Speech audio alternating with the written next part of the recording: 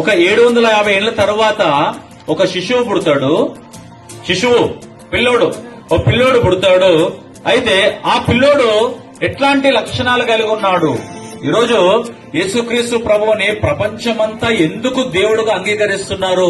కొన్ని వందల కోట్ల మంది ఈ రోజు ఎందుకు యేసు ప్రభువుని దేవుడుగా అంగీకరిస్తున్నారు? ఎందుకు అందరు కూడా కుల మతాల అతీతాలుగా ప్రతి ఒక్కరు కూడా క్రిస్మస్ పండుగ జరుపుకుంటున్నారు? మన గౌరవ ముఖ్యమంత్రి గారు శ్రీ రేవంత్ రెడ్డి గారు, వారు తర్వాత మిగతా వాళ్ళందరూ కూడా చాలా మంది క్రిస్మస్ వేడుకలో పాల్గొంటున్నారు.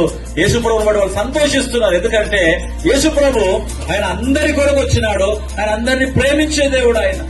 ఆయన చాలా ప్రేమగల దేవుడు గనక ఆయన గురించి ఆయన మాట ఏంటంటే, ఆయన ఎట్లాంటి లక్షణాలు కలిగి ఉన్నాడు అని వాక్యంలో చూస్తే గనక ఆయన గురించి రాయబడింది, ఆయన భుజము మీద రాజ్యభారం ఉంటది, ఆశ్చర్యకరుడు, ఆలోచనకర్త, బలవంతుడైన దేవుడు, నిత్యుడగు తండ్రి, సమాధానకర్తయగు అధిపతి అని అతనికి పేరు పెట్టబడును.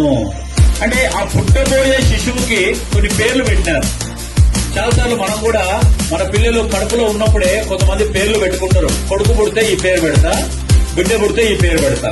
బైబిల్లో చాలా మంది ఉన్నారు, ఆ బిడ్డలు గర్భంలో ఉండగానే వాళ్ళ ముందే పేర్లు పెట్టేసుకున్నారు.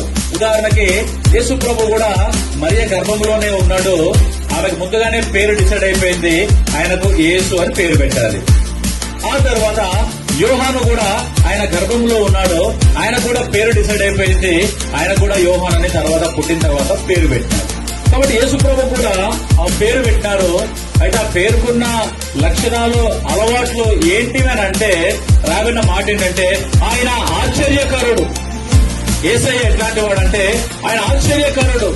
అంటే ఆశ్చర్యకరుడు ఏమేం చేస్తాడయ్యా అని అంటే, ఆయన నోటి మాటతో ప్రపంచాన్ని చేసినాడు, నోటి మాటతో అద్భుతాలు చేసినాడు, నోటి మాటతో ఎండిన నేలను ఆయన ఏదైనా తోటగా మార్చినాడు, అరణ్యంలో ఆయన త్రోవను కలిగించినాడు, ఆయన నీళ్ల మీద నడిచినాడు, ఆయన చచ్చిపోయిన వాళ్ళని కూడా లేపినాడు. ఆయన ఆశ్చర్యకరుడు.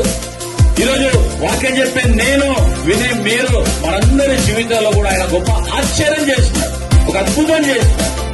నేను మీ గురించి ఎక్కడైనా సాక్ష్యం చెప్తాను. మా వాళ్ళు కుదురుగా పట్టుమని ఒకప్పుడు 10 నిమిషాలు కూర్చోలేరు, కానీ వాక్యం చెప్తున్నప్పుడు మాత్రం చాలా శ్రద్ధగా కూర్చుంటారని మీ గురించిన సాక్ష్యం చెప్పినప్పుడు చాలా మంది ఆశ్చర్యమైనారు.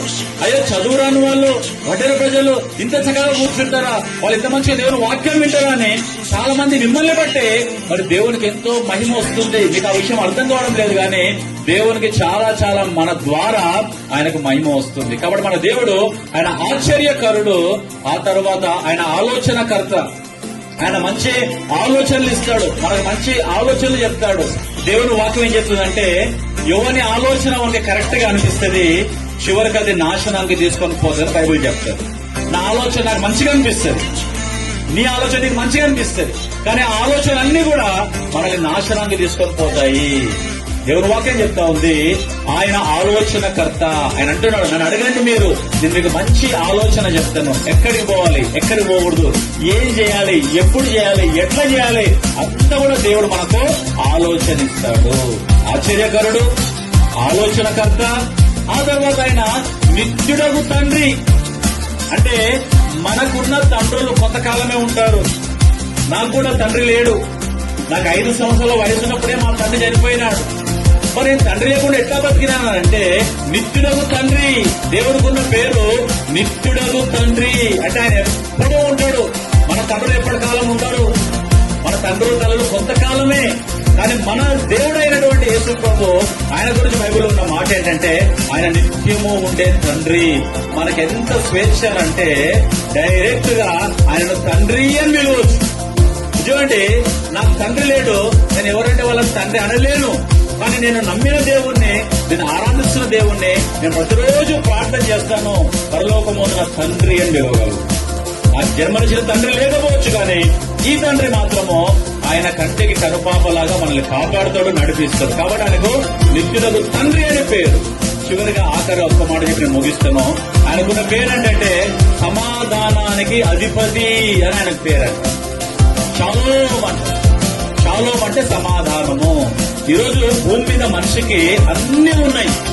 చదువు ఉంది, డబ్బు ఉంది, హోదా ఉంది, మేడలున్నాయి, మిద్దెలున్నాయి, అన్నీ ఉన్నాయి, కానీ లేని ఏమైనా ఉంది అంటే సమాధానం లేదు, హృదయంలో నెమ్మది లేదు. చాలా మంది సమాధానం కొరకు వేరే వేరే దగ్గరికి చాలా మంది సినిమాలకు పోతారు. సినిమాలకు పోతే ఒక 3 గంటలు మాత్రమే చూస్తావు, ఆనందిస్తావు.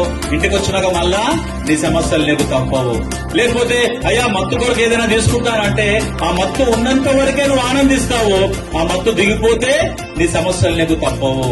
కాబట్టి ఏదైనా సరే సమాధానం కొరకు ఈరోజు మనిషి వెతుకులాడుతున్నాడు, వెంపర్లాడుతున్నాడు, కానీ ఎక్కడ సమాధానం దొరకదు. నేను చెప్పగలను, నేను చాలా ఉన్నతమైన విద్యని చదువుకున్నాను. నేను 2005, 6, 7లోనే నాకు నెలకు 35,000 రూపాయల జీతము. అంత డబ్బున్నా కూడా నాకు సమాధానం ఉండేది కాదు, నాకు నెమ్మది ఉండేది కాదు. భయంకరంగా త్రాగేవాడిని, భయంకరంగా మత్తు పదార్థాలు తీసుకునేవాడిని, సిగరెట్లు కంటిన్యూగా తాగేవాడిని. నా భార్య ఇక్కడనే ఉంది, మీరు అడగండి. నా భార్యని